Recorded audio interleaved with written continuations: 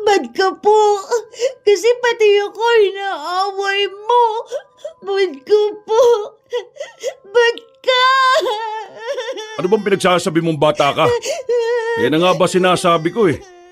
Dahil sa kakasama mo doon sa matanda na yon. Kaya pinipigilan kitang huwag maglalapit sa kanya eh. Dahil wala naman siyang naidudulot na maganda sa'yo. Katulad kung papanong wala rin siyang magandang naidulot sa amin noon. Hindi naman po si Lolo ang bad eh. Kayo po ang bad. Ang lolo mo ang masamang tao. Huwag mong ipinagtatanggol ang taong hindi mo naman talaga kilala. Nagpapadala ka sa mga paawa sa'yo na matandang yun eh. Tigilan mo ako, Richie ah. Baka makatikim ka sa akin. Ang magulang ang dapat na magiging kakampi mo sa kahit na anong bagay na gagawin mo. Ang magtatanggol at poprotekta mula sa lahat ng maaaring makasakit sa iyo. Pero paano kung ang mismong ama mo ang magiging dahilan para mabaon ka sa sakit at galit na panghabang buhay mong bibitbitin? Magagawa pa kayang mapatawad ang isang amang mapanakit o hahayaan na lang na matapos ang mapait na buhay habang patuloy na pinagbabayaran ang hatol ng langit dahil sa dami ng mga kasalanan niyang nagawa? Lolo, bilisan mo naman, ang bagal mo po eh. Sandali nga lang, Apo. Alam mo naman na mabagal na maglakad ang lolo mo. Nanginginig ang tuhod ko sa paghakbang-hakbang. Ayun, wala na. Tapos na. Ang bagal mo kasi, Lo. Para ka pong pagong maglakad. Hindi na natin naabutan ng fireworks. Dapat hinintay na lang natin ang bagong taon eh. Kahit sa tapat ng bahay natin, pwede tayong manood yan. Hinihingal lang ako sa ginagawa nating pagmamadaling maglakad. Oh, magdahan-dahan ka dyan. Baka ka madapa. Kasi naman po, kung binilisan niyo lang po maglakad ng konti, sana nakita natin yung fireworks. Paborito ko pa naman pong pinapanood yun. Bakit po kasi ang babagal maglakad ng mga matatanda? Talagang tinanong mo pa ako, ano? Halika na. Umuwi na tayo. Madilim na rin. Baka hanapin ka na ng tatay mo. Lolo, bakit po hindi kayo nakatira sa bahay namin? Bakit po doon kayo sa maliit na bahay niyo nakatira po? Di ba po? Dapat kasama po namin kayo. O kaya po doon kila Tita Letlet kasi yun, malaki ang bahay nila. Gusto ko kasi doon sa bahay ko. Kasi nung mga bata pa ang mga anak ko, ang tatay mo at ang mga tito't tita mo, doon kami nakatira. Naalala ko lang ang mga kabataan nila. May mumu po doon. Ikaw talagang bata ka, oh. Walang mumu doon. Di naman ako takot sa multo eh. Okay po, walang mumu doon kasi mas matanda kayo sa mumu. Natawa na lang si Lolo Pael sa mga salitang sinabi ng kanyang apo. Halata ang kainosentehan sa mata ng bata dahil sa dami ng mga tanong nitong hindi naman din madaling bigyan ng kasagutan dahil alam ng matanda na masyado pang bata si Richie para maintindihan kung ano nga ba talaga ang mga nangyayari. Maputik ang daan nila papunta sa bahay ni Lolo Pael, kaya nakaalalay lang sa kanya ang apo. Pinagsasabihan niya rin ito na mag-ingat dahil baka madula siya at yun na nga ang nangyari. Nadula si Richie sa harapan ng bahay ng kanyang lolo. Apo, halika. Tulugan na kitang tumayo. Ang sabi ko naman kasi sa iyo, mag-ingat ka. Alam mo naman na madula sa parte na yan. O yan o, may masakit ba sa'yo? Ang sakit po ng braso ko, Lo. Tumama po sa bato. Hala, may sugat ka o. Halika, gagamutin ko muna yan bago ka umuwi sa inyo. Alam ko po, hindi niyo natatandaan kung nasaan ang panggamot ninyo. Grabe ka sa aking bata ka. Pinapamukha mo talaga na sobrang tanda ko na. Inaalala ko pa naman yon. Nailagay ko yun sa taas ng aparador ko. Mali po. Kasi po, wala na kayong aparador. Ay, oo nga pala. Tama ka. Doon ko inilagay sa, doon sa, saan ba yun? Oh, di ba po? Sabi ko sa inyo sa sobrang tanda po ninyo, hindi niyo na po maalala. Kailangan pa naman nating gamutin yan. Dahil baka may lumabas na pari dyan. Si Lolo talaga. Noong panahon po ninyo lang po, may lumalabas na pari sa sugat. Hindi na po yung ginagamit na panakot sa mga bata ngayon. Ang mga kabataan talaga ngayon, no? Ang hirap na takutin. Ibang-iba sa amin noon. Habang nagbibiruan ang maglolo, bigla namang dumating ang ama ni Richie. Naglalakad pa lang siya palapit sa dalawa, ramdam na ang mabigat niyang presensya. Richie, di ba sinabi ko na sa iyo kapag ganitong oras umuwi ka na? Ano ba bang ginagawa mo dyan, ha? Hinatid ko lang naman po si Lolo sa bahay niya. Kasi po, manonood po sana kami ng fireworks po. Kaso tapos na po. Bakit kailangan mo pang ihatid yung matanda na yan? Marunong yang umuwi sa bahay niya. Kung hindi man yan makauwi, hayaan mong dyan sa kalsada yung matulog. At nang mamatay na yan. El, wag mo naman iparinig sa anak mo mga ganyang salita. At bakit hindi? Kung yun naman talaga ang gusto kong sabihin. Tara na, umuwi ka na. Ano yan? Bakit may puti ka sa katawan mo? Ang dugyot mong bata ka. Maligo ka nga muna bago ka matulog. Bye-bye po, Lolo. Good night po. Good night din na po ka. Hindi tumitigil si Emil sa paninermon sa anak niya hanggang sa makauwi ito sa kanilang bahay. Hindi naman yun malayo sa bahay ni Lolo Pael. Sa likod lang naman yun ng bahay ng matanda dahil nakatira sila sa iisang compound.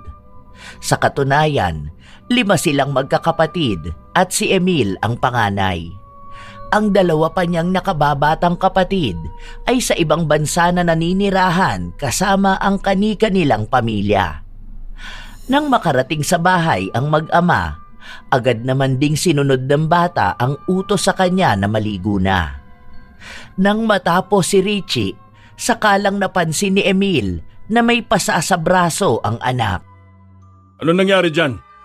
Ano yan? Bakit may sugat ka rin? Sabi mo nga sa akin kung anong ginawa sa'yo na matandang yon. Aray ko po, tay! Huwag niyo pong diinan na sugat ko. Masakit po. Sinaktan ka ba nun? Hindi po, tay. Nadulas po ako kanina, aray. Tapos po, tumama po ang braso ko sa bato. Aray! Saka, bakit naman po ako sasaktan ni Lolo? Mabait naman po siya. Aray!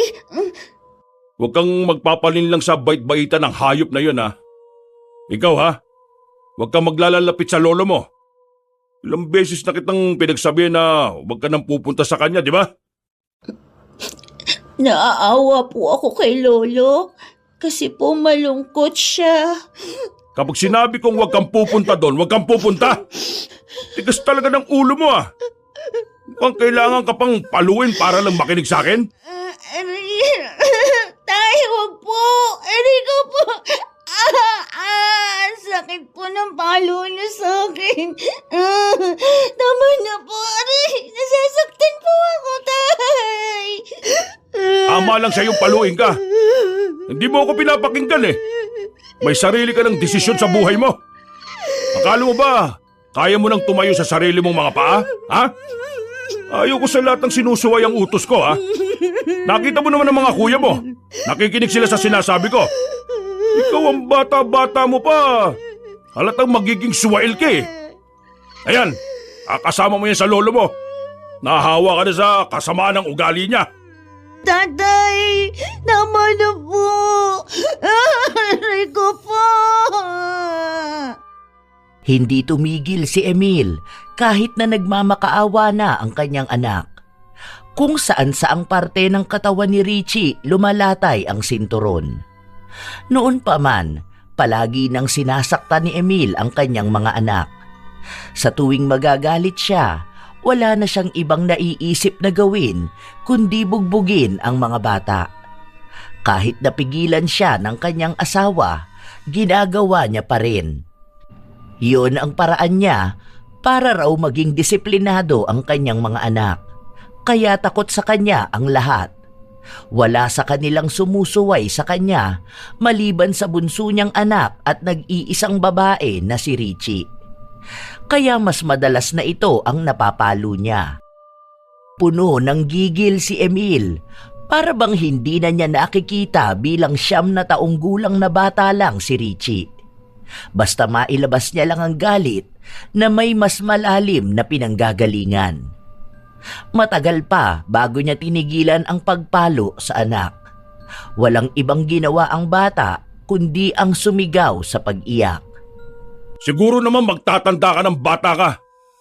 Huwag ka nang pupunta sa bahay ng matandang yan, ha? Huwag mo na rin siyang dadalhan ng pagkain. Hayaan mo siya mamatay sa gutom. Hindi na kumibo si Richie. Umiiyak lang siya habang nakatingin sa kanyang ama. Kinabukasan, nang pumasok sa trabaho si Emil, doon lang lumabas ng bahay si Richie. Nagdala siya ng pagkain sa kanyang lolo. Alam yon ng kanyang ina dahil yun mismo ang nagtabi ng pagkain na ibibigay kay Lolo Pael. Lolo, gising ka na po. Bilisan mo, nagugutom na po ako. Sabay na tayong kumain. Nagluto si Mama ng adobong isda. Lolo, bilisan mo naman po. Ay, para ka na naman pong pagong. Abay, sandali lang naman apo ko. Hindi nga makabangon ang lolo mo oh. Ay, wala na. Matanda na nga talaga. Uugod-ugod na po. Hindi pa ako uugod-ugod. Sadyang nagtutunugan lang ang mga butok ko kapag masyado kong magalaw.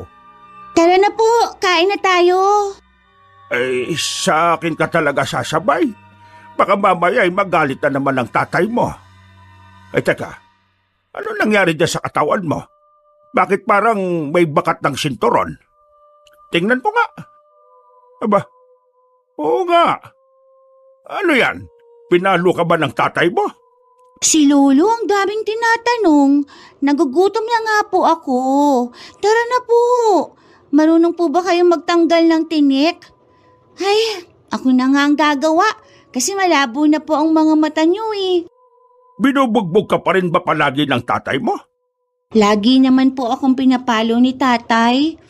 Lolo, bakit po galit sa inyo si tatay? Ang sabi ni teacher, masama raw po magalit ang anak sa kanyang magulang. Pero bakit po si tatay? Eh, oo nga. Pero nakakagutom na. Tara na, kumain na tayo. Iniiwasan ni Pael ang mga tanong sa kanya ng kanyang apo dahil sa pakiramdam na hindi pa rin naman siya handang sagutin yon. Sa paglipas ng mga araw, palihim na nagpupunta si Richie sa kanyang lolo. Kapag walang pasok ang kanyang ama, palagi lang nasa bahay si Emil. Kaya hindi rin gaanong nakakakain si Pael, kaya labis ang pag-aalala ng kanyang apo. Iniisip niya rin kasi na matanda na ang kanyang lolo, tapos magugutuman pa ito. Kung hindi siya magdadala ng pagkain, wala ni isa sa mga kamag-anak nila ang gagawa nun. Kahit ang mga pinsan niya, umiiwas sa matanda. Kapag naman tinatanong ni Richie ang dahilan, ang sagot lang ng mga yon ay pinagbabawalan sila ng kanilang mga magulang. Nang sumapit ang linggo, magkasama ang maglolo na pumunta sa simbahan. Lolo, uuwi na po ba agad tayo? Nagugutom po ako. Ang bango ng Chicken Joy. Tara po sa Jollibee. Eh, sandali lang apo ha. Titignan ko kung may pera pa si lolo. Grabe naman po yung wallet nyo, Lo. Para pong kasing tanda nyo na yan, ah. Gagamba na lang po ata laman yan, eh. Ay, may laman naman to oh. Tignan mo. May 20 pa ako. Magkano ba yung chicken joy na yan? 15 pesos ba? Hala, wala na pong ganon, lo. Kawawa naman po kayo. 20 na lang po pera nyo. Buti pa po ako. Eto po oh, may ano ako. 50 plus 40. Inipon ko po yan sa baon ko. Wow! Ang galing naman talaga ng apo ko. Nag-iipon ka, maganda yan. Opo, mag-iipon po kasi ako para ipapaayos ko yung bahay mo. Iipunin mo yan? Akala ko bibili ka ng chicken joy? Iipon na lang po ako sa sunod. Gugutom na po ako eh. Ito po oh, lagay niyo sa wallet niyo para may laman naman po yan. Hindi po yung puro sapot ng gagamba ang nandyan. Masaya ang maglolo habang magkasama silang dalawa. Dahil iisa lang ang pagkain na pwede nilang mabili, hinati yon ni Richie. Noong una ay ayaw tanggapin ni Lolo Pael, pero sa huli ay kinain niya rin ito. Matapos nun ay naglakad na ulit sila pauwi sa kanilang bahay.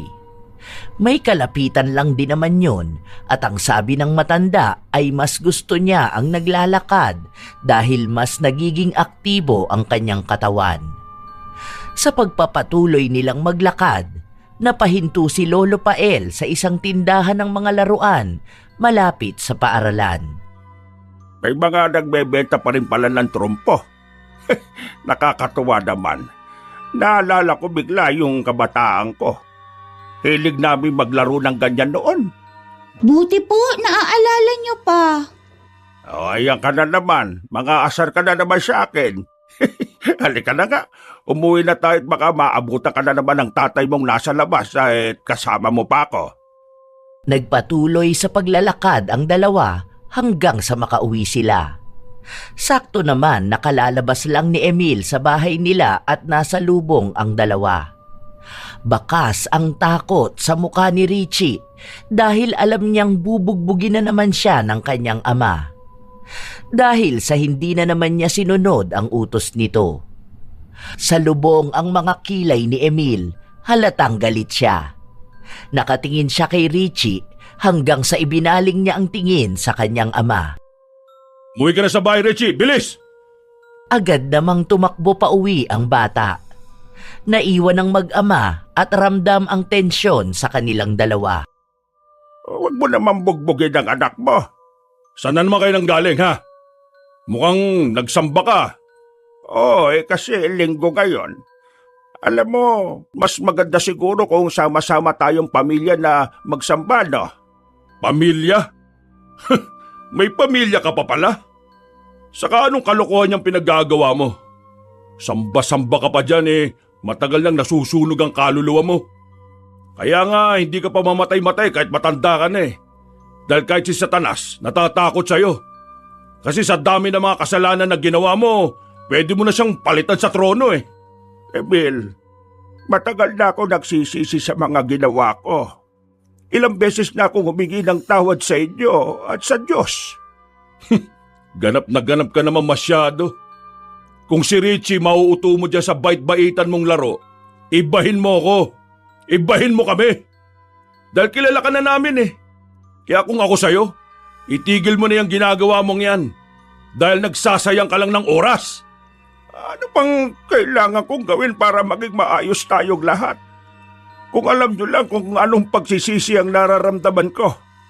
Gabi-gabi kong sinisisi ang sarili ko. Kung mabibigyan nyo lang ako ng isa pang pagkakataon. Ngayon ka pa hihingi ng pagkakataon sa amin? Kung kailan wala na kaming nararamdaman sa'yo kundi ang galit? Wala akong pakialam sa mga sinasabi ng ibang tao sa akin na masama akong anak dahil pinapabayaan kita.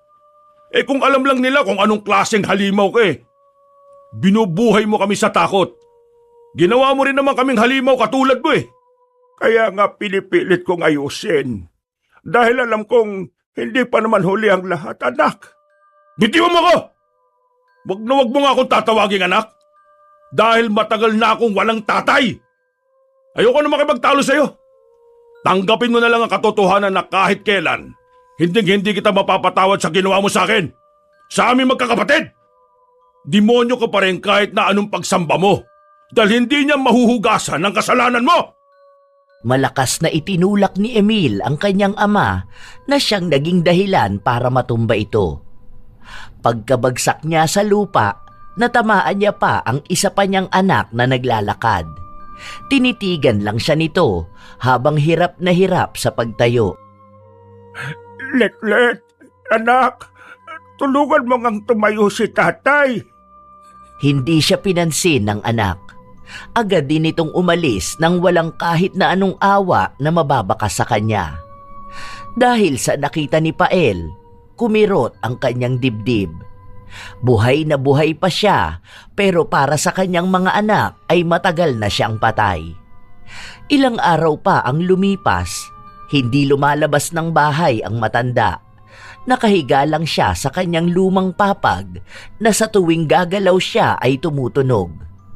Mainit ang paligid dahil hindi siya binibigyan ng kuryente ng kanyang mga anak, kaya ang gamit niya lang ay isang pinunit na karton para gawing pamaypay. Ilang beses din siyang pinupuntahan ng kanyang apo pero hindi niya ito kinikibo. Dinadalhan siya ng pagkain para hindi raw siya magutom. Isang hapon, nagdala ng pagkain si Richie sa kanyang lolo. Pero hindi pa rin kumikibo ang matanda. Nakatingin lang siya sa bintana. Lolo, nakakakain ka pa po ba ng sapin-sapin kahit wala ka pong ngipin? Hindi ko yan mangunguya, apo. Baka abutin pa ako hanggang bukas ginunguya ko pa rin yan. Ganon po. Sayang. Okay po, wag na to. Ito na lang pong putong sa inyo. Tara na po, kain na tayo, lo. Habang inaalalayan ni Richie ang kanyang lolo palakad papunta sa lamesa, bumuhos naman ang malakas na ulan. Lo, bakit po? Kaamoy niyo yung amoy ng lupa kapag umuulan. Talagang naalala mo pa ako dahil sa amoy ng ulan, ano? Parang sinasabi mo na babaho si Lolo. Hindi naman po mabaho, pero po, amoy lupa. Ikaw talagang bata ka. Kung ano-anong sinasabi mo. Ayan po, tumatawa na kayo. Kasi kanina nakasimangot kayo eh. Lolo, alam niyo po, hindi pa ako nakakaligo sa ulan. Kasi si tatay ayaw niya po eh. Magkakasakit daw ang tao kapag naliligo sa ulan. Gusto mo bang maligo? Pero wag lang tayong magbababad masyado, ha? At baka nga magkasakit ka at pati na rin si Lolo. Wow! Talaga po maliligo tayong ulan? Yay! Yay! Pinagbigyan ng matanda ang kanyang apo. Kahit na giniginaw siya dahil sa hangin at lamig ng ulan, isinantabi niya yon. Dahil masaya siyang nakikita si Richie na sinusulit ang pagkabata nito. Dahil lahat naman ng bata, nais na magtampisaw sa ulan. Lolo! Tingnan niyo po, kapag tumatama sa ulo niyo yung ulan, parang drum. Ganyan po pala maligo ng ulan ng mga panot. Ganon pala, ha? Mukhang dramang ulo ni Lolo, ha? Ikaw, yari ka sa akin kapag nahuli kitang bata ka. Halika rito! Habulin mo ako, Lolo! Ayan, hindi po ako tumatakbo, ha? Ang bagay niyo naman po. Hinihingal pa kayo. Huli kang bata ka! Ay, aray. Ang palakang ni Lolo, parang matatanggal. Ang bigat mo naman, apo. Ay, nako, puwera usog.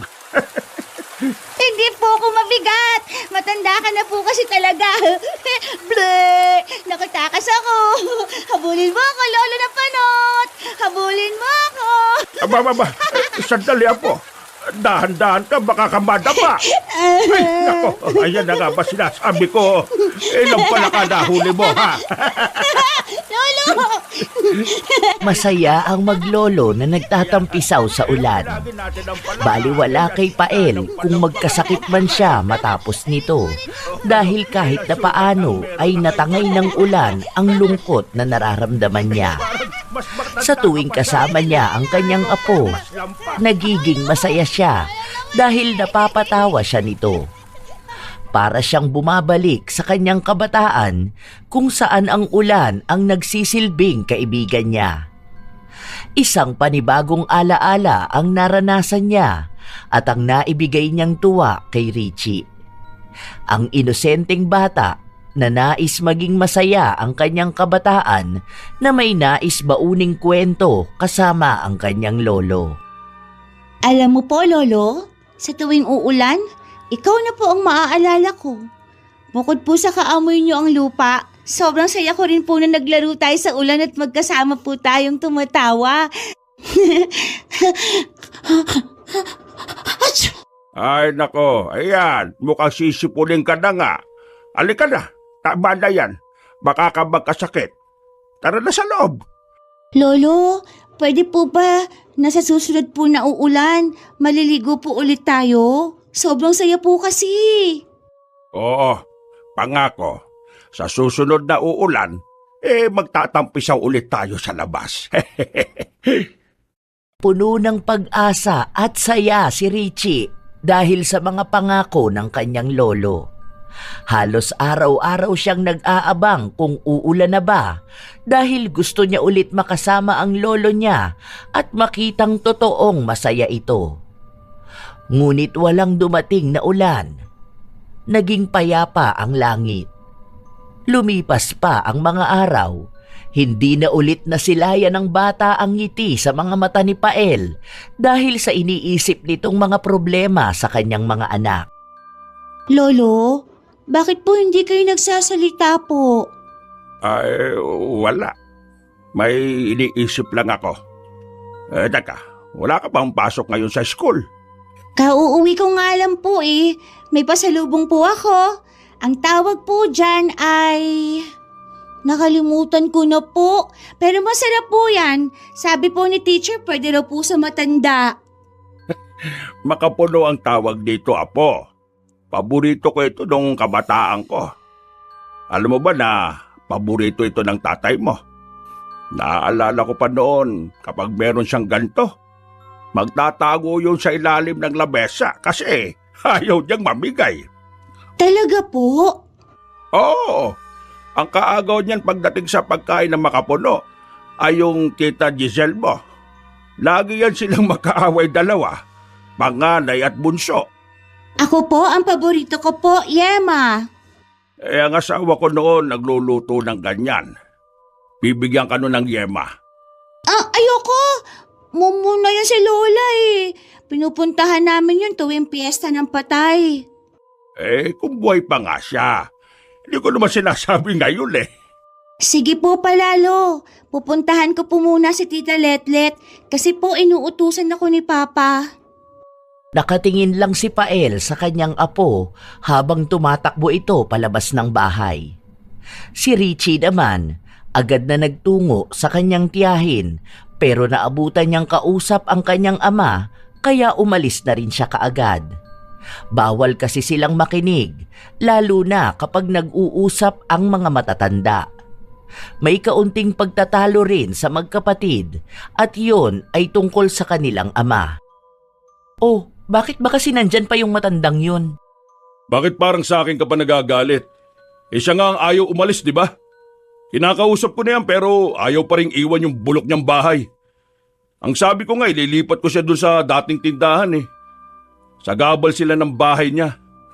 Andiyan pa sa gitna nakatirik eh oh. Hanggang sa susunod na buwan, kapag hindi pa rin yan pumayag ipag-ibayang bahay sa gitna, puwersahin mo na. Wala rin naman pakinabang yan sa buhay natin. Kung ayaw niyang makinig, doon siya sa lansangan tumira. Sige bukas, sasabihin ko yan sa kanya. Basta yung tambak doon sa gilid ng bahay ni Lourdes hanggang papunta sa kusina namin, yun ang tataasan ha. Tapos yung labasan ng tubig kapag umuulan dyan, idadaan sa bandang kusina mo. Kasi kapag giniba yung sa gabal na bahay dyan, doon ililipat ang garahe. Patuloy na pinagpaplanuhan ng magkapatid ang balak nilang gawin sa kanilang compound na siyang mas ikagaganda pa nito. Kinabukasan, maagang nagtungo si Emil sa bahay ng kanyang ama. Pinuntahan niya ito bago siya pumasok sa trabaho. Siya na ang nagdala ng pagkain para rito. Pagpasok niya sa loob, naabutan niya si Pael na natutulog pero sa sahig na dahil bumigay na ang luma niyang papag. Paa ang ginamit ni Emil na panggising sa kanyang ama. Sinisipa niya ito para gisingin. Hoy, gumising ka dyan. Gising! Kapag di ka pa dyan gumising, sisipahin kita sa muka. Ano bang nangyayari, anak? May problema ba? Napag-usapan na namin ni Letlet yung pagpapagiba nitong hawla mo. O ano bang tawag mo rito? Basta, itong mukhang kulungan ng aso. Anong ipapagiba? Hindi ba nakiusap na ako sa inyo na huwag nyo na sanang pakialaman tong bahay? Lumang bahay natin to. Ang dami nating alaala rito ng pamilya natin. Alaala? Bakit? May maganda ka bang alaala na iniingatan dito, ha? Ayos. Ikaw lang ang may alam nun. Anak, dito kayo lumaki ng mga kapatid mo. Bawat pader nito, naging saksi kung paano nyo unti-unting nabot ang mga pangarap ninyo. Huwag nyo naman sanang ibasura ang mga alaala na yon. Anak, nakikiusap ako sa iyo. Parang awa mo naman na. Kung gusto mo, lumuhod pa ako sa harapan mo, gagawin ko. Di mo na kailangan gawin yan. Nagdesisyon na kami. May titirhan ka pa rin naman. Dun sa dating tindahan. Ayun. Kasya ka naman dun eh. Mas maayos yun kaysa rito sa kulungan mo. Ano ba pinagmamalaki mong alaala sa bahay na to? Gusto mo bang ipaalala rin sa amin kung ano mga nasaksyan ng mga pader na ito? Sa sobrang tanda mo, nakakalimutan mo na yata lahat eh. Sige na, Emil. Huwag naman ang bahay na ito, anak. Ito na lang ang meron ako.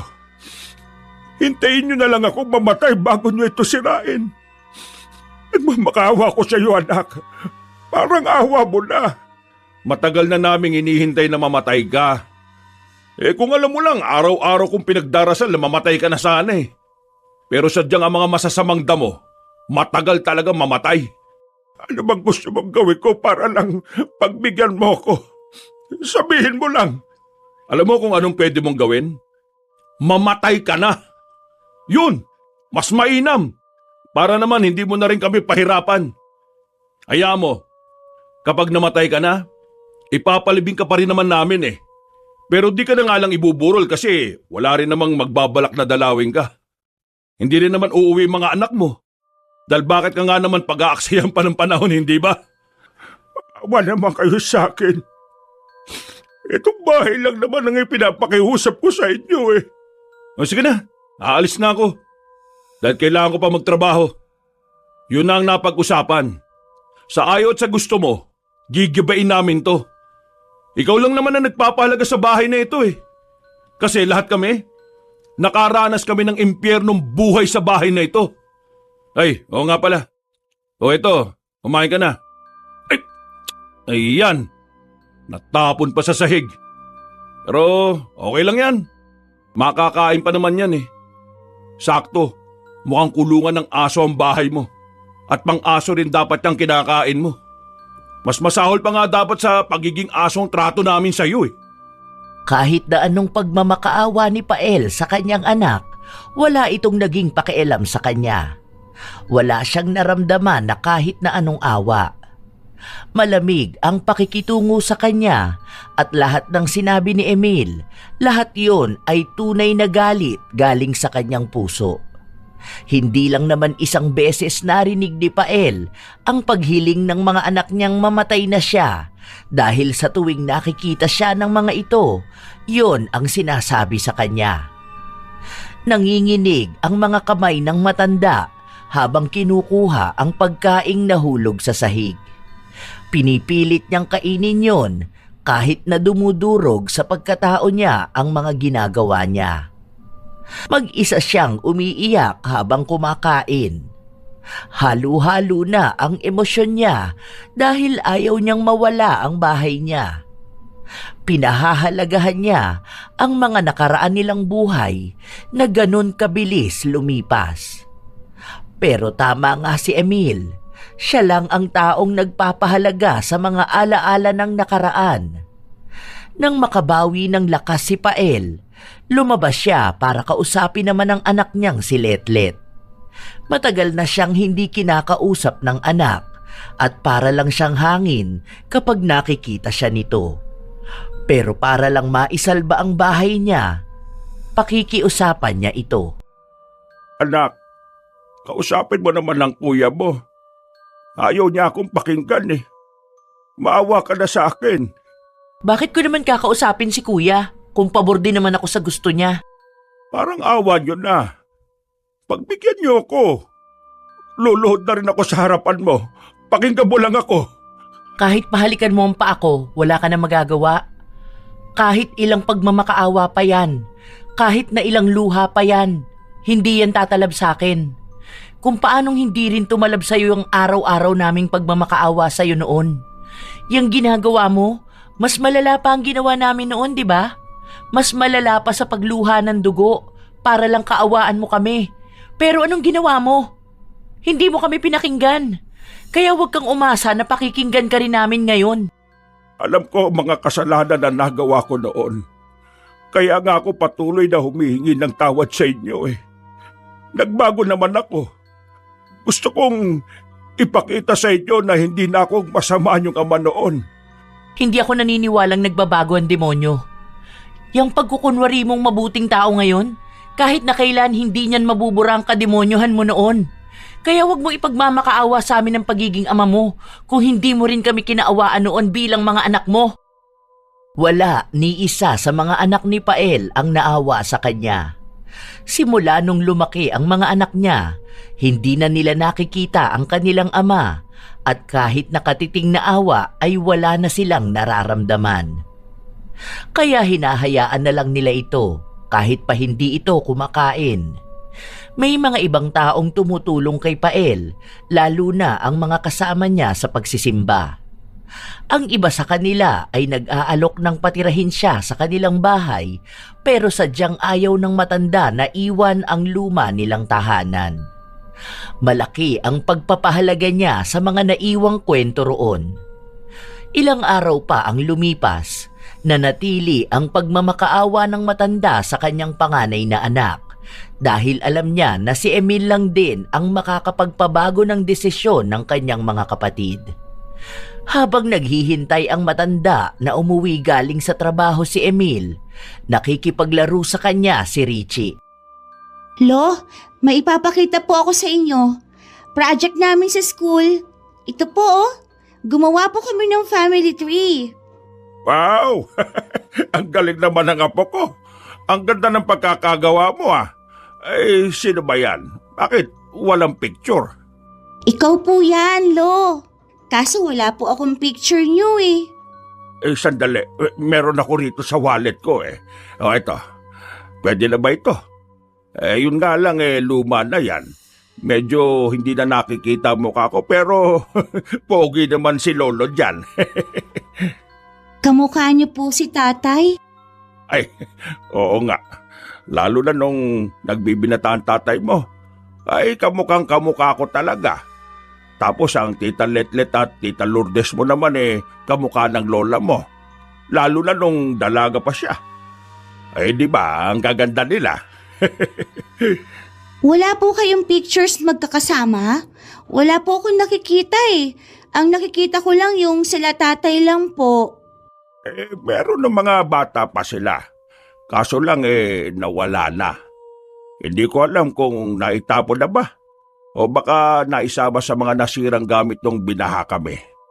Sayang nga Ang naalala ko, ang daming picture ng tatay mo na nakalagay sa photo album namin. Baby pa siya doon. Alam mo, hilig kasi ng lola mo noon na magkolekta ng mga litrato. Kaya lahat ng mga anak namin, meron talaga mga kuha ng mga baby pa sila. Sayang lang kasi kapag nasira na mga litrato hindi na nababalik. Habang inaalala ng matanda ang mga bagay sa nakaraan niya, doon naman dumating si Emil. Baka sa mukha niya ang pagod na napalitan ng galit nang makita niya ang kanyang ama. Ay, ginagawa mo rito? Sino nagsabing pwede kang pumasok sa pamamahay ko, ha? Kanina pa po siya naghihintay sa inyo, Tay. Hindi ikaw ang kinakausap ko, kaya huwag kang sumabat. Pumasok ka doon sa kwarto mo. Gusto lang sana ulit kitang makausap eh. Tungkol na naman sa bahay? Ano bang hindi mo maintindihan, ha? Kahit anong gawin mo, hindi namin pakikinggan ang pakiusap mo. Sinasayang mo lang ang oras mo dyan sa pagpapaawa mo eh. Pwede ba umalis ka na rito? Pakinggan mo naman muna ang mga sasabihin ko. Ayoko! Kapag sinabi kong ayoko, ibig sabihin nun, ayoko! Di ba ganyan naman palagi mong sinasabi sa amin nun? Ano? Mahirap bang pakinggan na ako naman ngayon na nagsasabi sa'yo? Umalis ka na rito! Bago pa kita sipain palabas ng bahay ko eh. Anak, kahit na hindi na lang para sa akin, para na lang din sa nanay ninyo. Ang bahay na yun na lang ang nagsisilbing alaala na naiwan niya sa akin. Itiwan mo nga ako. Huwag mong gagamitin ang nanay namin ha, para lang kaawaan ka. Kung umusta ka naman dyan, akala mo mahal na mahal mo nanay namin ha. Sinipa ni Emil ang kanyang ama na nakakapit sa kanyang binti. Dahil sa lakas ng pagkakasipa niya, nawala ng balanse ang matanda at tumama ang kanyang ulo sa gilid ng pinto. Nakita yon ni Richie kaya agad siyang napatakbo sa kanyang lolo. Nadapa pa nga ang bata dahil sa pagmamadali. Lolo, okay lang po ba kayo? Bitiwan mo yung matandang yan. Hindi ba sinabi ko sa'yo na pumasok ka sa loob ng kwarto? Bad ka! Bad ka! Inaaway mo si Lolo! Apo, sige na. Sundin mo na ang tatay mo. Ayos lang si Lolo. Lolo, may bukol po kayo sa noo. Huwag ka na mag-alala po. Kaya naman to ni Lolo eh. Malakas si Lolo, hindi ba? Kaya na yan ng matandang yan. Wala lang sa kanya yung bukol na yan, no? Matigas ang bungo ng hayop na yan eh. Sige na, Richie. Kapag hindi ka pa pumasok sa kwarto mo, makakatikim ka sa akin. Ayaw ng bata umalis, pero pinagtulakan siya ng kanyang lolo dahil alam nitong kayang saktan ni Emil ang anak. Habang umiiyak si Richie, nahulog naman niya ang litrato ng kanyang lolo. Nakita yon ni Emil at sa halip na ibigay yon sa anak, pinunit niya yon at itinapon sa basurahan. Walang ibang nagawa ang bata kundi ang maglupasay sa iyak. Paulit-ulit niyang tinatawag ang kanyang lolo pero umalis na ito sa kanilang bahay. Kinabukasan, maagang nagising si Richie at kinuha ang punit na litrato ng kanyang lolo at pinagdikit-dikit yon para ilagay sa kanyang proyekto. Hindi niya pinakita sa kanyang ama ang ginawa niya dahil alam niyang magagalit yon sa kanya. Sabado, walang pasok sa trabaho si Emil. Kaya buong araw ay sa loob lang din ng bahay ang kanyang anak. Habang nagkakape si Emil, nanonood din siya ng telebisyon kasama si Richie na nakaupo sa sahig. Ilang sandali pa, nagkaroon ng palabas na tumatalakay sa pagiging isang mabuting anak para sa kanilang mga magulang. Nilingon ni Richie ang ama at kahit na walang salitang lumalabas sa kanyang bibig, tila ba may nais siyang ipahiwatig. Bakit ganyan ka tumingin sa akin, ha? Maglaro ka dyan. Bakit po kayo bad? Ano bang iniiyak-iyak mo dyan? Ang aga pa, Richie, ha? Huwag mong pinapainit ang ulo ko. Sinasabi ko sa'yo. Bad ka po, tatay! Bad ka po! Hindi ako masamang tao. Ang masamang tao ay ang lolo mo. Bad ka po! Kasi pati ako inaaway mo! Bad ka po! Bad ka!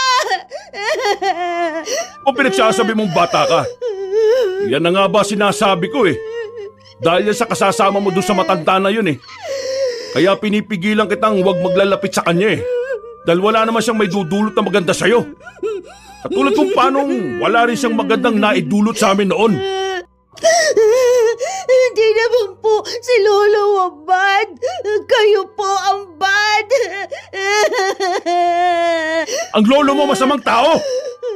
Huwag pinagtatanggol yung taong hindi mo naman talaga kilala, ha? Nagpapadala ka sa mga paawa sa'yo na matandang yun, eh. Pwede ba tigilan mo ako, Richie? Baka makatikim ka na sa akin. Mas lalong lumakas ang pag-iyak ng bata dahil sa takot sa nakikita niyang galit sa mukha ng kanyang ama. Kahit natakpan ni Emil ang bibig ng anak dahil sa pagkairita niyang marinig ang pag-iyak nito, ayaw pa ring tumigil ng bata. Di ba sabi ko sa'yo manahimik ka na? Ano bang iniiyak mo? Ha? Sige, bibigyan kita ng dahilan para umiyak. Lintik ang bata ka, ha? Enrico po! Huwag niyo po ako paluin! Ano? Ha? Enrico po! Ano? Ha? Pinaghahampas ni Emil ang anak.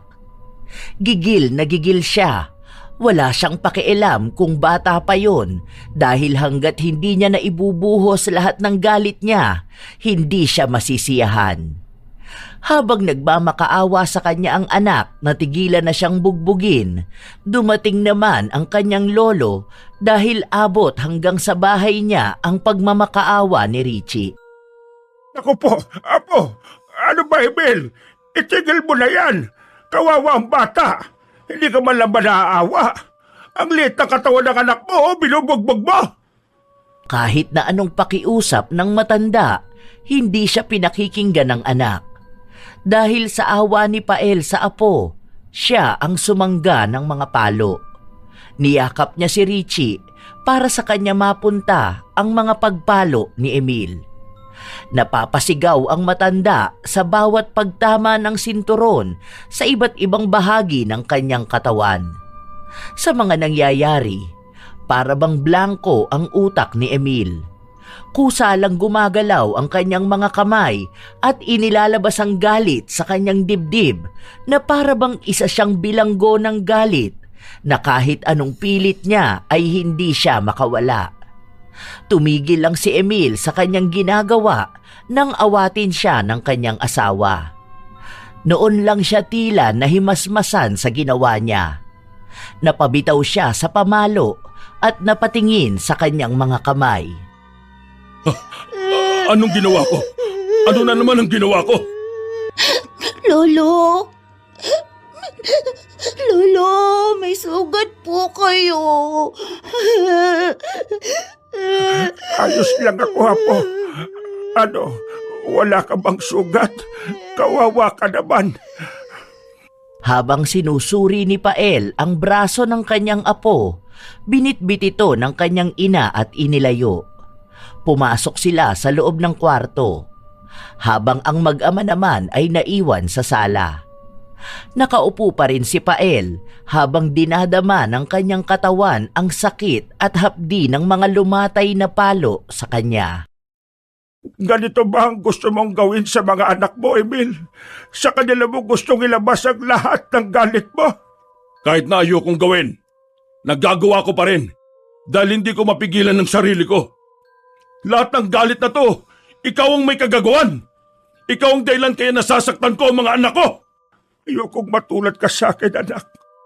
Alam ko ang maling nagawa ko noon.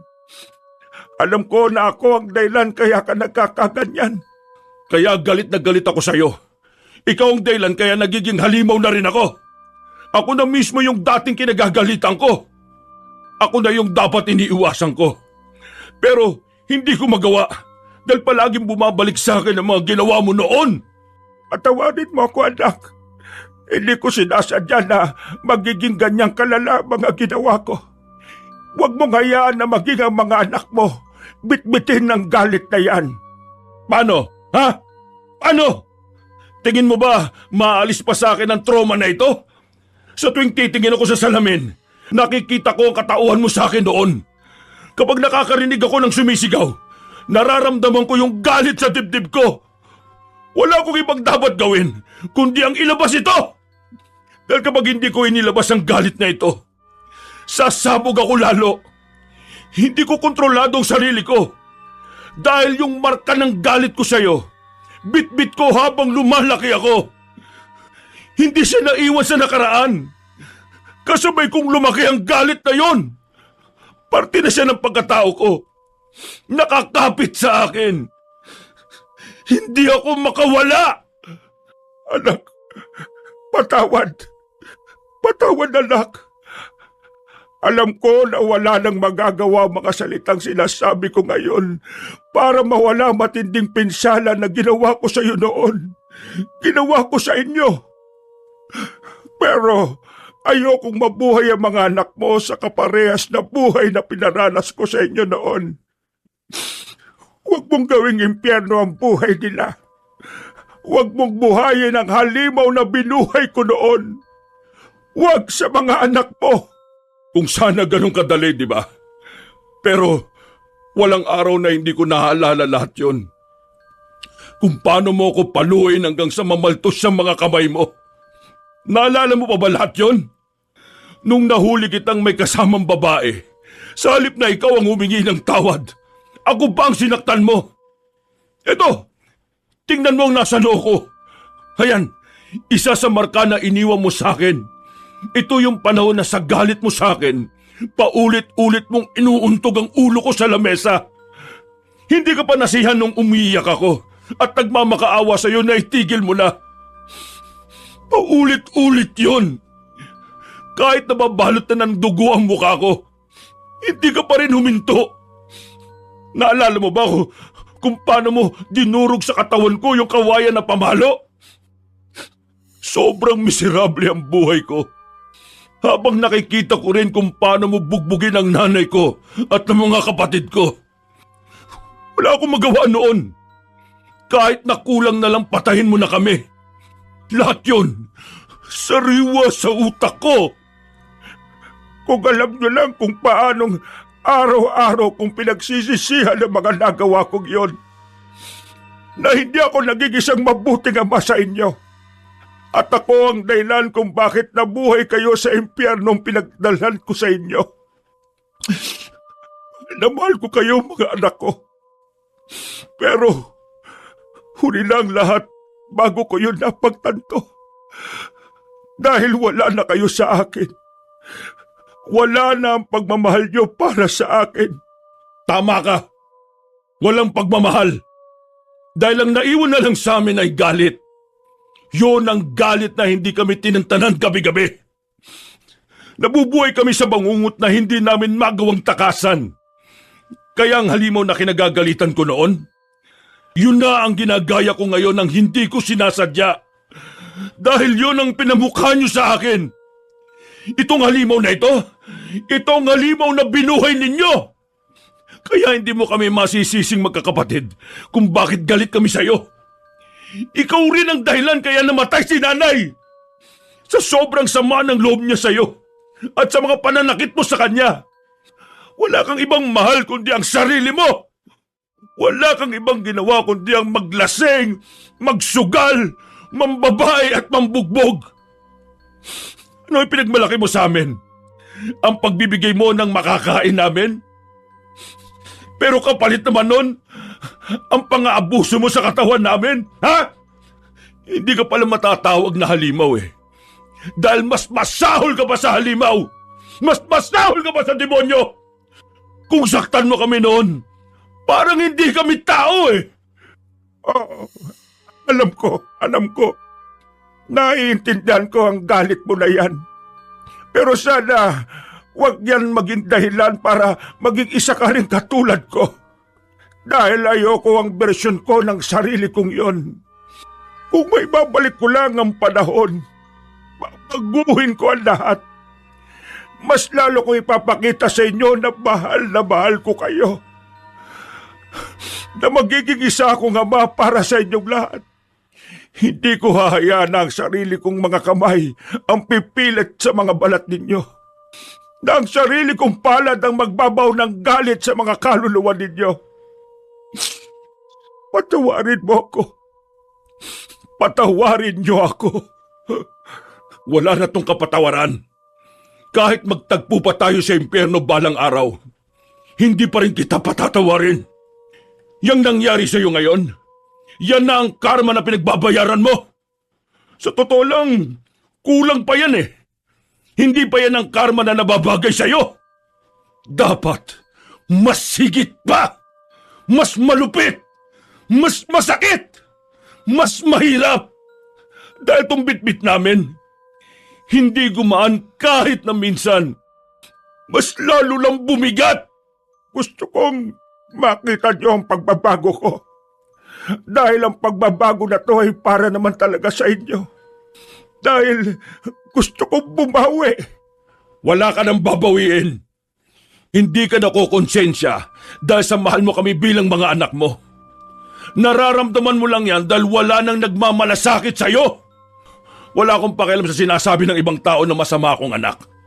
At bilang isang anak, dapat kaya naming magpatawad ng magulang. Dahil sa mga kasabayan at paniniwala nila na kahit na pagbalik-balik ta rin pa ang mundo, tatay ka pa rin namin. Kung alam lang nila ang pinagdaanan namin. Dahil kung tatay ka namin, sana alam mong anak mo rin kami. Wala kang aanihing kabutihan kung galit ang itinanim mo sa amin. Dahil hindi lahat ng magulang ay naging magulang. Tingnan na lang nila ako bilang isang masamang anak. Isang walang kwentang anak.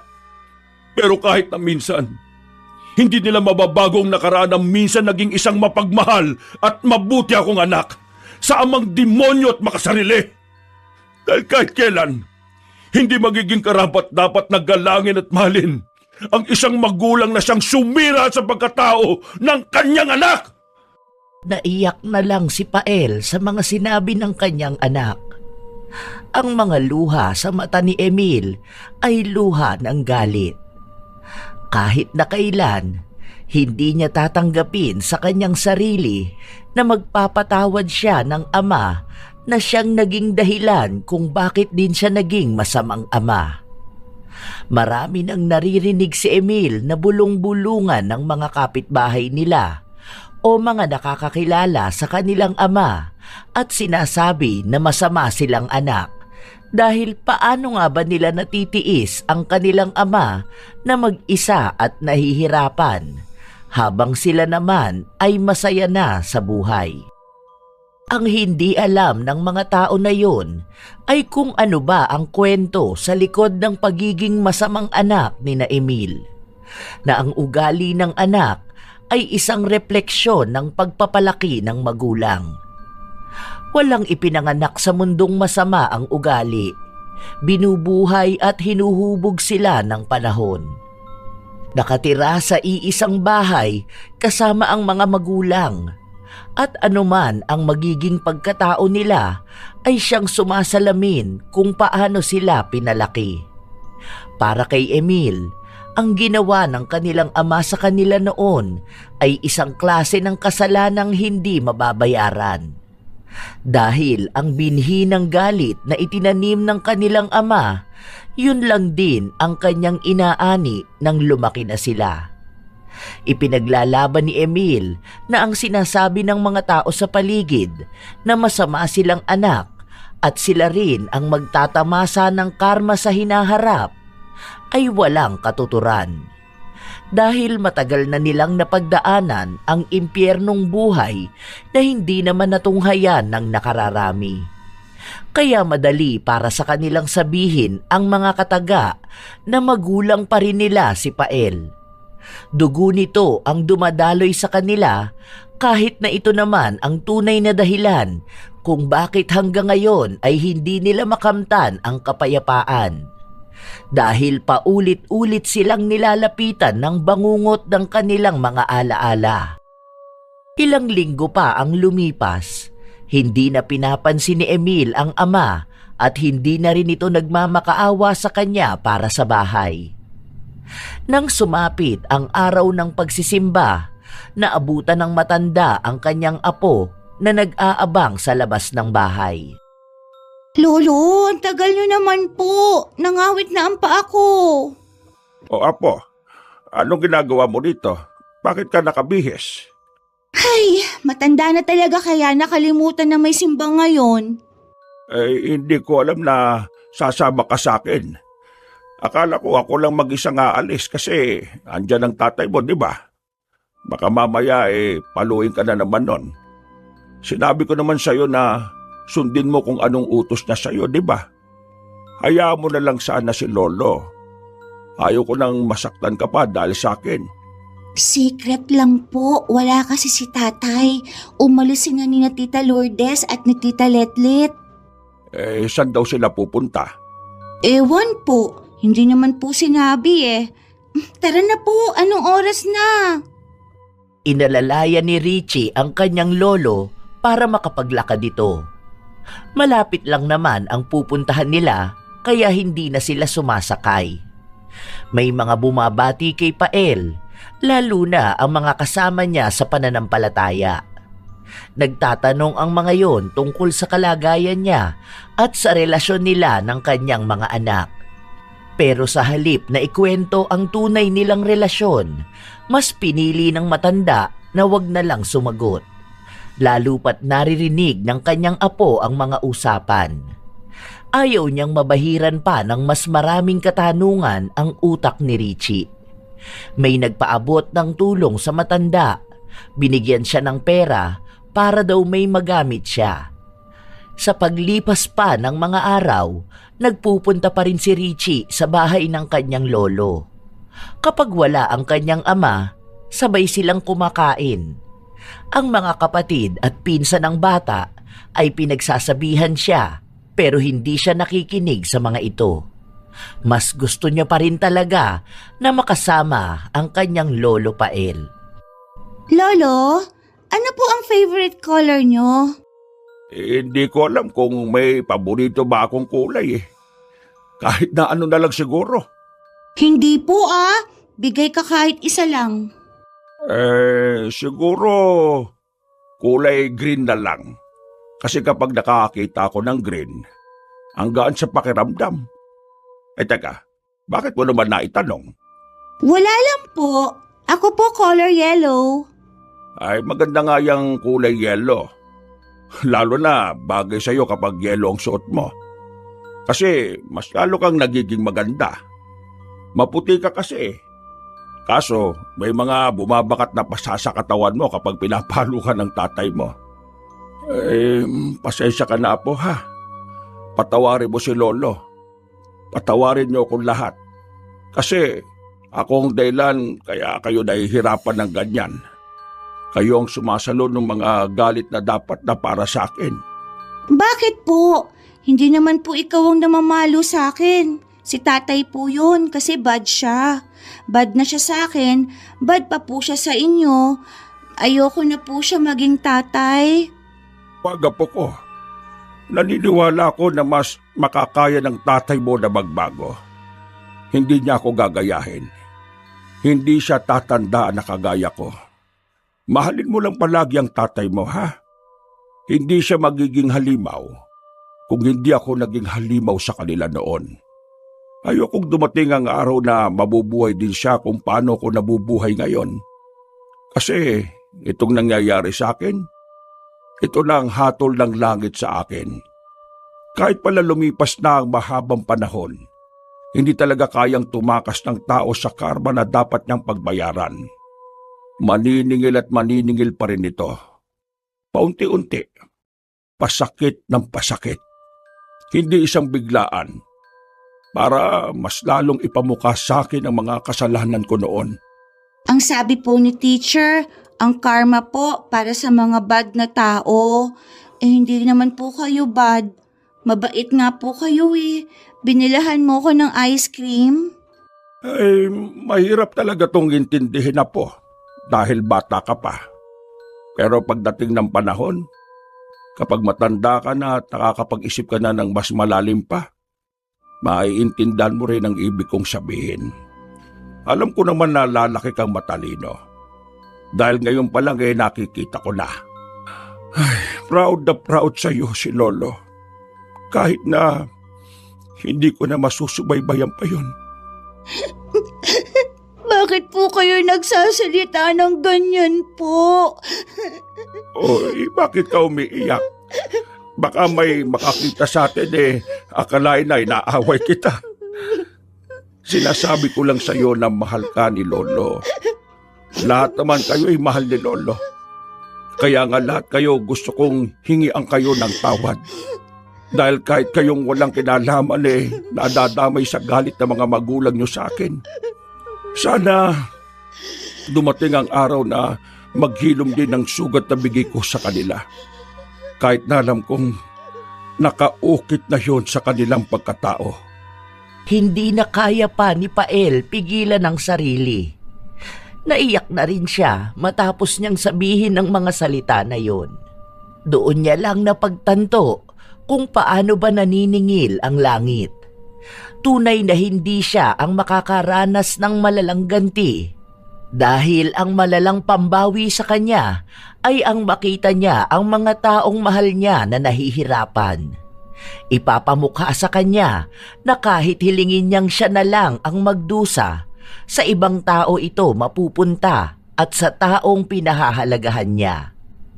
Wala nang masasakit pa sa ganoong karma dahil natatamaan ang kanyang konsensya. Ilang araw pa ang lumipas, dumating na ang araw na sinasabi ni Emil, ang pagpapagiba sa kanyang bahay. Isang umaga ay nagising na lang si Pael na may naririnig siyang ingay na tila ba may gumigiba ng pader niya. Naririnig niya rin ang ingay sa labas at ang sigaw ni Richie. Nakaramdam siya ng kaba. Lalo pat nakikita niyang unti-unti nang bumabagsak ang ibang bahagi ng bahay niya. Dali-dali siyang lumabas. Naabutan niya ang 3 niyang anak na nakatingin lang sa bahay. Aba na yan! Huwag niyong gibayin ang bahay ko! Nangawa niyo ng mga anak ko! Huwag niyong ipagpatuloy ang pagsira dyan! Sinabihan ka na namin, di ba? May iba kaming plano sa pwesto na yan. Balakid lang sa buhay namin yung bahay na yan. Katulad mong sagabal sa buhay namin. Sandali lang. Huwag niyong ituloy yan. Maawa na kayo. Sige na. Huwag. Sige lang. Ituloy niyo lang yan. Huwag kayong maawa sa matandang yan. Nagpapanggap lang yan na tao. Pero demonyo talaga ang kumukontrol sa kaluluwa niyan. Sige lang. Tuloy niyo lang. Kapag umarang yan, sa kanya niyo ipalo yung maso. Ipukpok niyo sa ulo niya. Mga anak ko, parang awanan niyo na. Parang awanan ninyo. Huwag muna ngayon. Huwag niyo na magsirain ang bahay na yan. Nagmamakawa ko sa inyo. Luluot pa ako sa harapan ninyo. Huwag niyo lang gawin yan. Wala ka bang ibang alam gawin kundi ang lumuhod sa harapan namin, ha? Ang magmakaawa? Ang umiyak? Ano? Para lahat ng nakakakita sa'yo, kaawaan ka? Ang hilig mo talaga maging pabida, no? Kuha mo na naman ng simpatsya ng mga tao sa paligid. Sino nga ba naman ang hindi ka aawaan ng matandang gaya mo?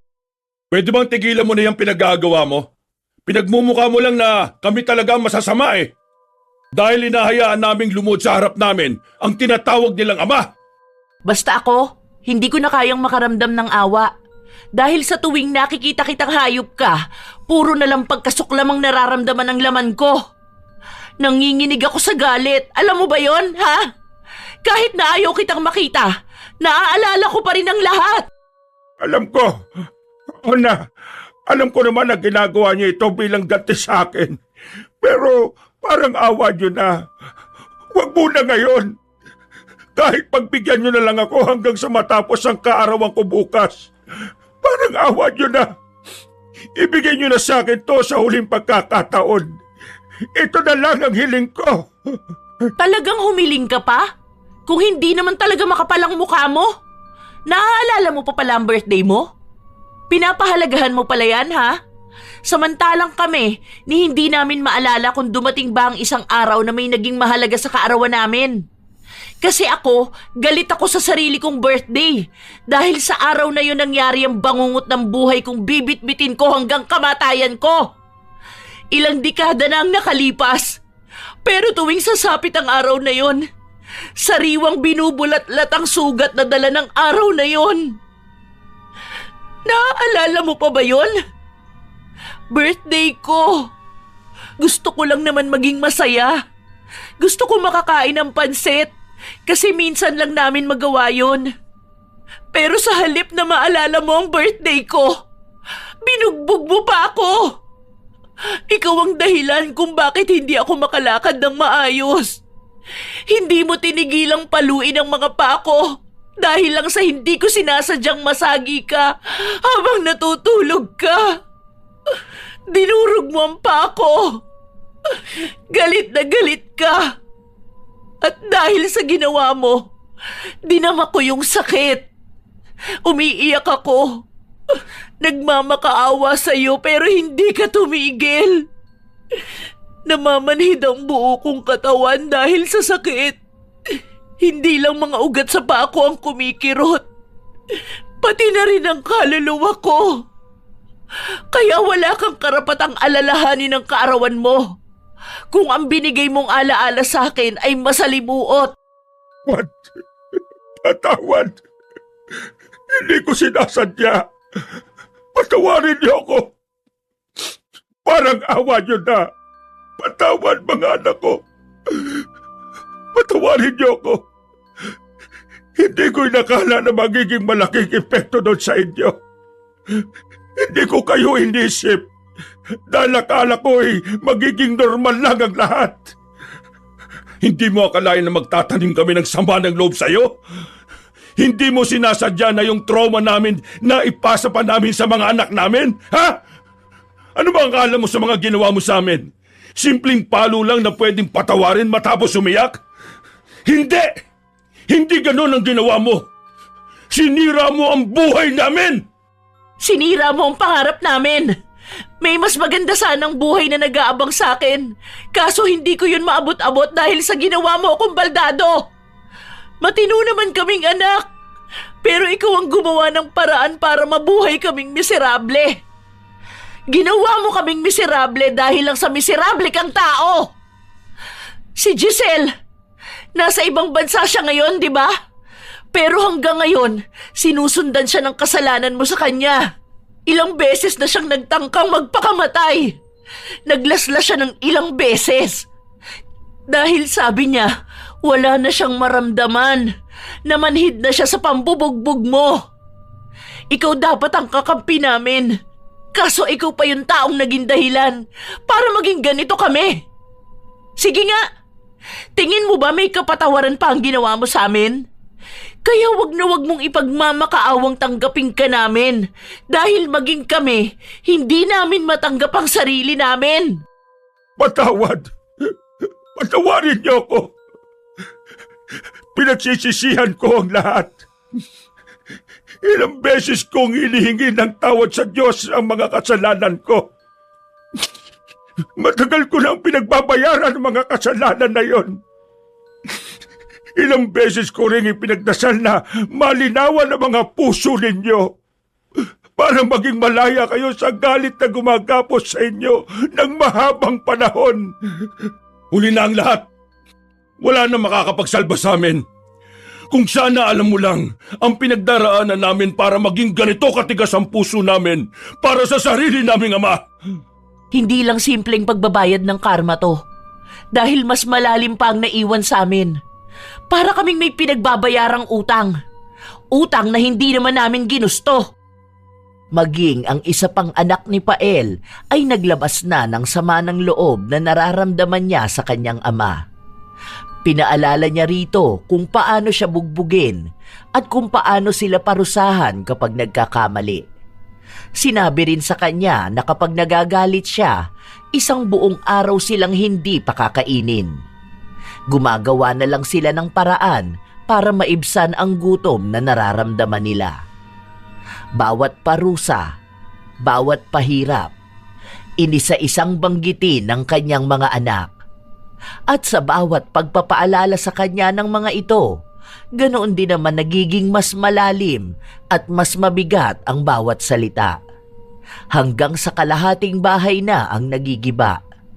Pero muling nakiusap si Pael na patapusin na lang muna ang kanyang kaarawan hanggang sa napapayag niya ang mga anak.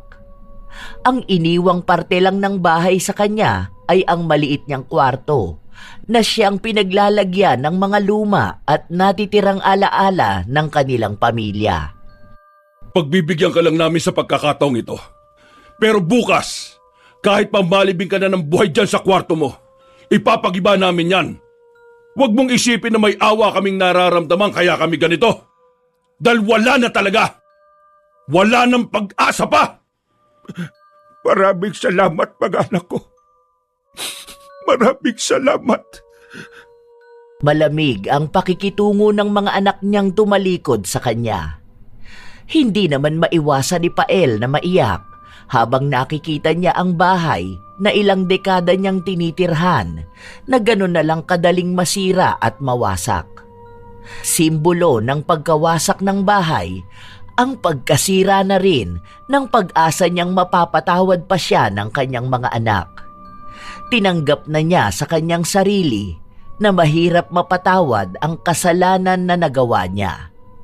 Sinira niya ang buhay ng mga anak niya, kaya wala siyang ibang dapat nasisihin kundi ang kanyang sarili. Kahit pa lumipas ang panahon, hindi niya mapipilit ang tao na patawarin siya dahil lang sa siya ang kanilang ama. Tunay namang hindi siya naging ama. Habang umiiyak si Pael sa tapat ng kanyang bahay, umiiyak din ang kanyang apo na nakatayo lang sa di kalayuan.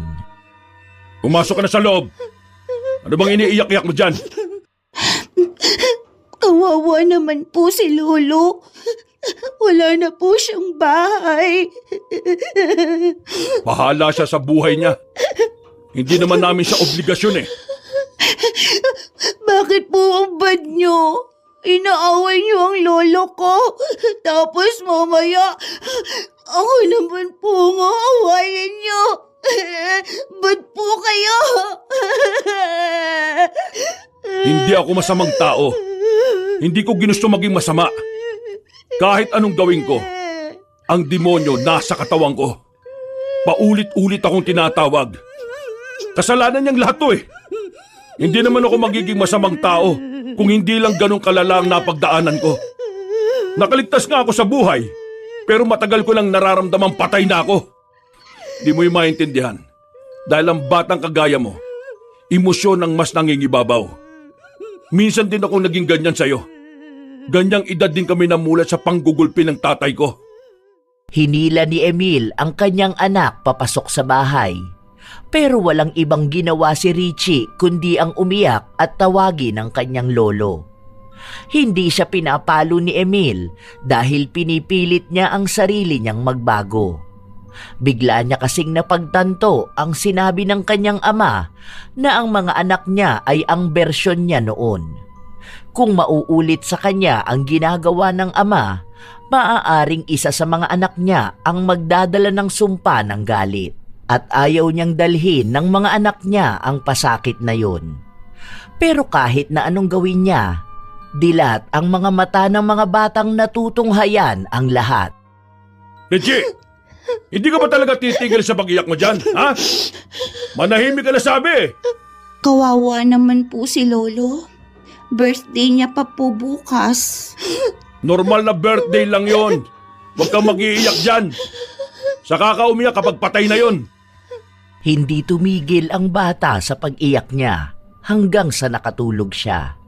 Si Emil naman nakatulala lang sa malayo. Mabigat ang pakiramdam niya. Hindi dahil sa ginawa niyang pagpapahirap sa kanyang ama, ngunit sa mga araw at sandali na yon, naaalala niya ang nangyari noon. Kung paanong sa kamay ng kanyang ama nawala ng buhay ang ina, dulot ng pambubugbog nito. Ang naaalala niya pa, may sakit ang kanyang ina noon. Pagod sa katatrabaho sa kanilang bahay, nangangayayat na dahil sa konsumi sa kanyang asawa. Nang umuwi si Pael bago ang kanyang kaarawan, binugbog niya ang asawa dahil lang sa naging alitan nila. Dahil sa ginawa niya, namaga ang katawan ng asawa. Sumuka ito ng dugo at hindi na kinaya ang pagtitiis sa sakit. Ilang dekada na ang nakalipas, pero tila ba kahapon lang nangyari ang lahat. Sa tuwing naaalala yon ni Emil, ay nanginginig siya sa galit. Dahil kahit na gano'n na ang sinapit ng kaawa-awa niyang ina, hindi nagbago ang ama. Mas naging masahol palalo. Minsan nilang hiniling na sana ay pinatay na lang din sila para kahit na paano ay natahimik sila. Pero hindi, mas masahol pa sa kamatayan ang dinanas nila. Bitbit pa rin nilang lahat ang galit at sakit. Yon ang pumapatay sa kanila ng paulit-ulit. Paunti-unti, dahan-dahan at pasakit ng pasakit. Nang sumapit na ang gabi, nasa loob lang ng kwarto niya si Pael. Umiiyak siya habang yakap ang kanyang lumang kumot. Patuloy siyang humihingi ng tawad sa kanyang mga anak. Kahit na walang nakakarinig, hinihiling niyang sana bigyan pa siya ng pagkakataon. Kinabukasan, maagang nagising si Pael. Kaatawan ko na.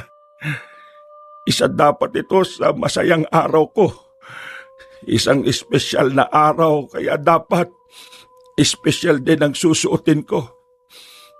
Nasa na ba yung kulay berde kong damit na tinahipan ng aking butihing asawa? Ay, eto. Alam ko, kasya pa ito sa akin eh. Ang tagal ko na rin hindi ito nagagamit Nagbihis ng maganda si Pael. Nag-ayos siya ng kanyang sarili. Maganda ang pagkakasuklay ng kanyang buhok. Matapos nun ay lumabas siya ng kanyang bahay na para bang napakaganda talaga ng mundo para sa kanya. Gusto niyang maging masaya sa kanyang kaarawan dahil panibagong taon ang kanyang buhay para sa pag-asa. Pumunta siya ng bayan at ginamit ang perang bigay sa kanya ng mga kakilala niya para makabili ng cake. Pinili niya ang may magandang disenyo at may mga bulaklak. Nadaan muna ako sa church para magpasalamat sa mapagpalang araw na ito. Pigil na pigil si Pael sa kanyang mga luha dahil ayaw niyang maging malungkot ang kanyang kaarawan. Nang matapos siya, naglakad na siya pauwi nang madaanan niya ang nagbebenta ng pansit. Bumili siya at nang makauwi siya, inayos niya ang mesa. May mga alikabok yon dahil sa ginawang paggiba sa kanyang bahay. Inilapag niya ang cake at pansit na binili niya bago siya umupo sa luma niyang papag. Naghihintay siyang may pumasok sa loob o may bumati man lang sa kanya. Tahimik lang siya, pero sa paglipas ng mga oras, walang nagpakita, walang bumati.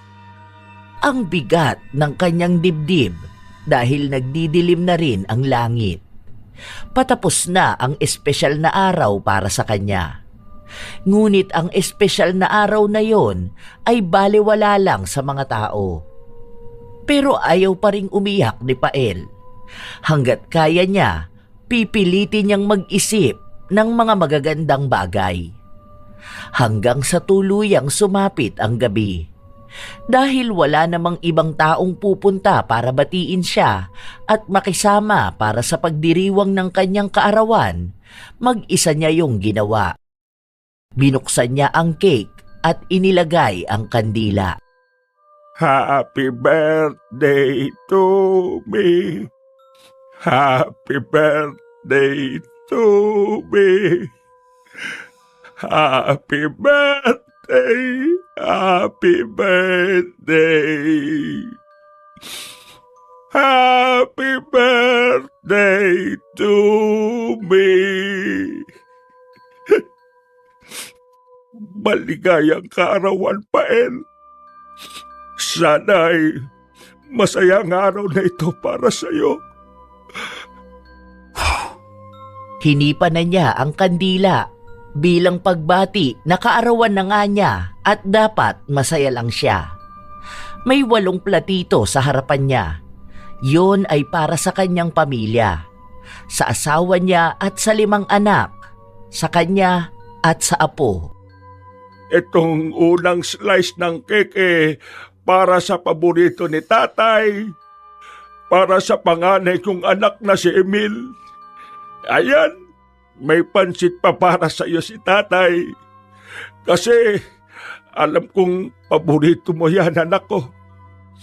may 2 kalamansi yan para hindi mo na agawan si Lourdes. Ito naman pangalawang hati para sa bunso kong si Giselle. May flower icing pa yan ha. Ito, kulay pink. Kasi favorite color mo yan, di ba? Para talaga sa'yo yung flower icing para hindi ka na umiyak. Kasi di ka binigyan ng birthday ng pinsan mo. At ito namang susunod na hiwa ng cake para sa matalino kong anak, si Letlet. Anak, congrats nga pala ha. Ang galing mong sumayaw kaya nanalo ka sa contest.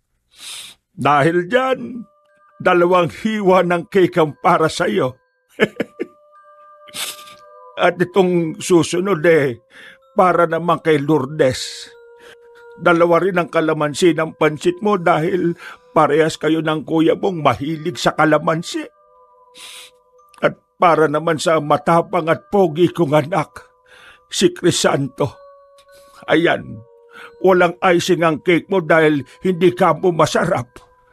At para naman sa mahal kong asawa, mas malaki ang hiwa ng cake kasi mas espesyal ka. Ay, teka, hindi naman pwedeng mawawala ng paborito kong apo. Ito ang para kay Richie. May isa pang flower icing. Color yellow kasi ito ang favorite color mo, di ba? Ayan. O tara, kumain na tayong lahat. Handa yan sa inyo ni tatay. Mahal ko kayong mga anak ko. Mahal na mahal. Iniisip ni Pael na kasama niya ang pamilya niya kahit na ang totoo ay mag-isa lang siya sa loob ng madilim niyang bahay. Kinuha niya ang cake na para sa kanya at kada subo at kain niya nito, tumutulo ang kanyang luha. Wala siyang ibang malasahan kundi ang pait ng katotohanan na wala nang ang nagmamahal sa kanya. At kasalanan niya yon kung bakit. Sa mismong kaarawan niya, mas masakit ang paniningil ng karma. Mas malalim at mas mabigat ang pagsampal sa kanyang yon ang nararapat sa isang halimaw na ama. Nagpapanggap siyang tumatawa at may kausap dahil iniisip niya na kung naging mabuti siyang ama noon, ang ganoong pangyayari sa imahinasyon niya ay maaaring naganap sa tunay na buhay. Hindi umiiyak ang mga anak niya at hindi nanginginig sa takot, kundi tumatawa kasama siya. Nakikita niya ang mga bata at ang inosenteng mukha ng mga anak niya. Nagpapakasaya sa cake at pansit na handa niya. Kung paano maging masaya ang mga anak dahil sa simple pero espesyal na paghahanda. Lahat ng pangyayari na yon ay sa kanyang isipan na lang dahil hindi naman niya kailanman maibabalik ang nakaraan para ituwid ang pagkakamali na nagawa niya. Emil, Lourdes, huwag na kayo mag-away dyan. Ito, meron pa ditong kalamansi. Ay, nako kayo talaga Ang hilig niyong gawing maasim ang pansit ninyo. Oh, ikaw apo ko, Richie, gusto mo pa ba ng cake? Teka, ano to? May regalo kayo sa akin? Wow! Maraming salamat sa inyo. Mahal na mahal niyo talaga ang tatay, ano? Kinuha ni Pael ang isang regalo na siya rin naman ang bumili para sa kanyang sarili.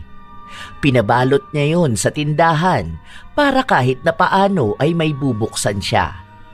Ang laman ng regalo na yon ay isang pares ng tsinelas. Upod na kasi ang ginagamit niya at nasusugatan siya kapag naglalakad. Masaya siyang sinukat ang tsinelas at pakunwari na pinapakita sa kanyang mga anak. Ganon sana ang mangyayari kung iba lang ang naging paraan niya sa pagpapalaki sa mga yon. Nagpatuloy si Pael na kumain hanggang sa nagpasya na siyang humiga. Inayos niya ang sapi ng higaan niya sa lapag, pinagpaganyon at saka siya humiga. Patatapos na ang aking kaarawan. At naging masaya naman ako dahil nakikita kong masaya ang mga anak ko. Sa pagpikit ng mga mata ni Pael, yun na rin ang huling gabi niya sa mundo. Ang huling kaarawan. Dulot na rin ng kanyang katandaan, binawian na ng buhay ang matanda. Wala pang nakakaalam ng nangyari hanggang sa dumating ang kanyang apo kinabukasan. Naabutan niya ang mga platitong may lamang cake at ang pansit na binili ni Pael. Dahil ayaw magising ng matanda, tinawag ni Richie ang kanyang ama at doon nila nakumpirma ni Emil na patay na nga ang kanyang ama. Kaya tinawag niya ang dalawa pa niyang kapatid. Nakatayo lang sila sa harapan ng bangkay ni Pael. Nakangiti ito na para bang tinanggap na niya ang katapusan ng kanyang buhay. May handa po si Lolo. May cake po siya at pansit. Huwag mo nang pakialaman yan, Richie. Wala na po si Lolo. Hindi ko man lang po siya nakantahan. May regalo pa naman po ako sa kanya. Lumapit si Richie sa kanyang lolo. Bit-bit ang isang regalo na ibinalot niya gamit ang mga rita-ritasong papel na natira niya sa paggawa ng proyekto sa kanilang paaralan. Kinuha niya rin ang kandilang nakatirik sa cake at pinasindihan yun sa kanyang ama para ipantirik sa gilid ng bangkay ng matanda. Happy birthday, Lolo! Happy birthday, happy birthday. Happy birthday, Lolo. Happy birthday po, Lolo. Sana po, masaya na po kayo. Ito po ang regalo ko sa inyo. Sabi niyo, paborito niyo ang trompo. Hindi niyo na po hinintay to. Sabi niyo po, ipapakita niyo pa sa akin paano niyo ito ipapaikot sa kamay niyo. Dalhin niyo na lang po sa heaven ang gift ko sa inyo. Mahal ko po kayo, Lolo. Happy birthday po. Hindi na natigil si Richie sa pag-iyak habang nakatingin sa kanyang lolo. Hindi siya nakalabas ng bahay nila kahapon dahil hindi siya pinayagan ng kanyang ama. Gusto pa naman sana niyang samahan ang lolo na magdiwang ng kaarawan nito, pero wala na. Huli na nang dumating siya. Pinakuha ni Emil ang bangkay ng kanyang ama. Binigyan nila ng maayos na burol si Pael. Umuwi rin ang dalawang anak nito na nasa ibang bansa para kahit sa huling pagkakataon at kahit nabitbit pa rin nila ang galit sa kanilang ama, pinagbigyan pa rin nila itong magsama-sama sila sa paghatid sa kanya sa huling hantungan. Ibinigay rin nila ang huling hiling nitong ilibing siya sa libingan din ang kanyang asawa. Habang naglalakad sila papunta sa sementeryo, biglang bumuhos ang malakas na ulan. Karamihan sa kanila ay sumilong, ang iba naman ay nagpayong, habang si Richie nagpakabasa sa ulan.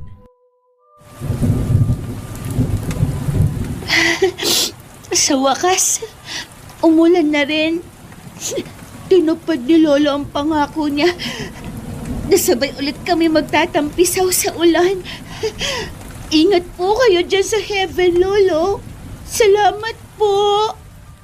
Sumabay sa ulan ang mga luha ng bata.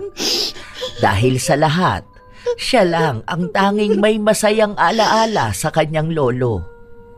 Kasama ni Pael, inilibing ang galit ng kanyang mga anak.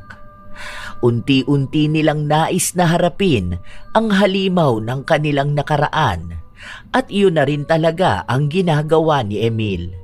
Inaayos niya ang kanyang sarili at iniiwasan na masaktan din ang kanyang mga anak dahil baka nga magaya siya sa kanyang ama nang hindi niya sinasadya. Ayaw niyang maging isang halimaw na kagagalitan ng mga anak niya kapag lumaki na sila. Gusto niyang maging magulang nang hindi lang dahil sa dugo. May lungkot silang nararamdaman sa sinapit na buhay ng kanilang ama. At ang huling salitang binitawan nila bago tuluyang tabunan ng lupa ang bangkay ni Pael ay ang katagang matagal na nitong hinihintay. Ang pagpapatawad nila sa mga ginawa niyang pagsira sa buhay at pagkatao ng mga anak. Nakakalungkot man ang sinapit ng buhay ni Pael, lahat yon ay binunga ng kanyang mga ginawa noong siya'y nabubuhay pa. Sa huli, ang itinanim niyang kasamaan, yun din ang kanyang inani. Walang kinahahantungang mabuti ang mga taong masasama. Ang paghatol ng langit, kailanman hindi pumipili ng sino man.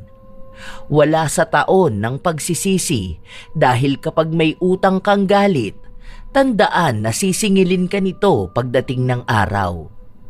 Yun ang nangyari kay Pael. Kahit na ano pang gawin niya, ang karma na para sa kanya ay matatapos lang kasabay ng kanyang huling hininga. At sa katahimikan ng kanyang huling araw, malinaw ang aral. Hindi sapat ang bigkis ng dugo para tawaging magulang kung hindi mo tinupad ang tungkulin ng pagiging isa. Huwag hilingin ang kapatawaran ng anak at gamitin ang katagang pagiging magulang laban sa kanila. Kung alam mo sa iyong sarili na hindi ka rin naman karapat dapat tawaging magulang. Dahil bago sila nilamon ng galit, ikaw ang unang humulma at sumugat sa pagkatao nila. Ang pagpapatawad ay hindi madaling ibigay sa taong siya mismong sumira sa buhay ng kanyang mga anak, sapagkat walang saysay ang katagang magulang mo pa rin sila kung sa puso't gawa ay hindi mo kailanman pinanindigan ang pagiging magulang. Ang kwento na ito ay hindi tumalakay sa anumang kulam o barang, kundi sa kung paano ba maningil ang karma. Na kahit na walang paghihiganting naganap sa mga kasamaang ginawa, darating din ang araw na ang langit na mismo ang hahatol sa iyo.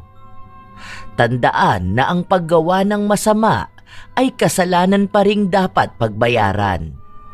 Kahit na ilang taon na ang lumipas, hindi nakakalimot ang langit sa kung sino ba ang parurusahan nito. Sa paggawa mo ng masama sa mga taong nasa paligid mo, wala ka mang makamta na ganti mula sa kanila. Tandaan na may maniningil pa rin sa iyo. At iyon ang karma na hindi mo kailanman matatakasan, lumipas man ang mahabang panahon. Kayo mga apo, naniniwala ba kayo na mayroon talagang mga magulang na sumisira ng buhay ng kanilang anak at umaasang balang araw ay patatawarin sila dahil lang sila ang nagbigay ng buhay sa kanila? Ano naman ang masasabi nyo sa kinahantungan ni Pael na isang tao na nagbayad ng karma dahil sa kamaliang nagawa niya? Kung kayo ang nasa posisyon ni na Emil at ng mga kapatid niya, kaya nyo bang magpatawad? Nais na marinig ng inyong lola Telang ang inyong opinyon at ang mga kwento ninyo tungkol sa inyong mga magulang at kung paano rin kayo maging magulang sa inyong mga anak. At naniniwala rin ba kayo na ang karma ay walang pinipiling panahon, lugar at pagkakataon? Na kapag ito na ang naningil, mas matindi pa sa kahit na anumang kulam o barang at hindi ka na makakatakas pa. Shout out sa ilan sa masusugid na tagapakinig ng mga istorya ni Lola Telang. Angeline Galo, Jaja C., Matthew Eduardo, Sidney Crosswind, Fatima Perez at sa anak niyang si Jefferson at apo na si Jeffrey Deniega at sa kapatid na si Jennifer. QK, Juvie Perez at Leia Eman. Ira Caril Resare, Ilocana Vlog ng Qatar. Ami Yong, Mary Jane Rico, Supladang Pasaway, Lady Lynn, Razon Yao, Jodilyn Pakin, Noemi Garcia Pabunan. Hi sa inyo, Liza Agodo, Florence Herbacio, Ramil Fariolin, Ellen Torres, Benny Ocampo at sa Ocampo family ng Tagaytay City, Vivian Alcoriza, Milrose Demate, Zedric Banyaga, Lani Capile, Grace Doris Riano, Ami Pacana, Noemi Kiambao, Leonisa Cobo, Gia Gigi, Jenny Suzuki. Salamat sa inyo, Chef M. Shout out din kina Lucky Pontevedra, Kuya Dennis at Poging J, pati na rin sa lahat ng mga taga-Amira Boxes Handicrafts ng Laguna. Nena Diones, Pureza Tagiwalo, Bianca the Explorer, Matt Sarol, Flor de Lis Clapero, Narlene Micabalo, Thesa Ganyal at sa dalawa niyang anak na sina Axel at Red Manlingkon. Rodina Miel Panes, Gladys de los Santos, AJ Chua ng Zambales, Lita Alipio, Catherine Alipio, Balot Alipio at Amoris Alipio. Letty Joachim, Lydia Lopez, Marie the Light Worker. Hello din sa inyo, Jenny V. Suco, Elizabeth Dunca, Ray Galedo at sa Galedo family, Rubina 266, Via Nolasco, Irene Gonzaga Castillo, Chloe Abalos, Nico Libranda at sa Libranda family, Jessica Araneta, Roda Bieri, Arlene Torquiza, George Gomez, Rosalina Bugayong, Kimpoy Feliciano, Riz Magante. Salamat sa palagi niyong suporta. Joey Ignacio at sa Mawak family, Mirna Alfaro, Janisa Toledo at sa Toledo family, Ana Orada at sa mga taga EJ Dulay, Lawang Northern Samar na sina Althea Orada, Akisha Orada, kina Jocelyn Akuin Baluyot at Reynaldo Baluyot, Angelina Galo, Annaliza Malatbalat, Asodisen Serila, Gloria Taer at sa Amparo family, kina Antonio, Cindy, Mary Ann, Hazel, Isaac, Calvin, Gian, Jaden, David, Antoinette, Yuna at Rune, kina Fidel Padayaw, Mami Helena Salamanca, Toms Padera, Analo Bacaro, Tigoy at Suzette, kina Papa Opong at Mama Lol, AJ at sa Team Manok, Red, Pamela Agasang, I Love Traveled, Monet Rivera at sa kanyang kapatid na si Alvin Odiamar, Will Maleses, Arialino Tarte, Karen Salut, Mary Jane Lalik, Josefina Fuelias, Leonora Concesino, Maria Cristina, Roy Lacandalo, Esteli Reyes ng Marikina City, Gerald Dacpano, Francisco Neng at sa kanyang asawa na si Jeremy Saranillo Francisco, Rafael Caballero, Kimi, Rosemary Sabandeja, Hazel Fiesta, Lurian Vitalicio, Juvie Tagapan at sa kanyang anak na magbo-birthday sa August 22 na si Carlo Tagapan. Maraming salamat din at shout out kay Lovely Rose Roa at sa kanyang napakagandang anak na si Princess Rain Roa Alawami. Ito ang inyong Lola Telang at maraming salamat sa lagi inyong pakikinig mga apo.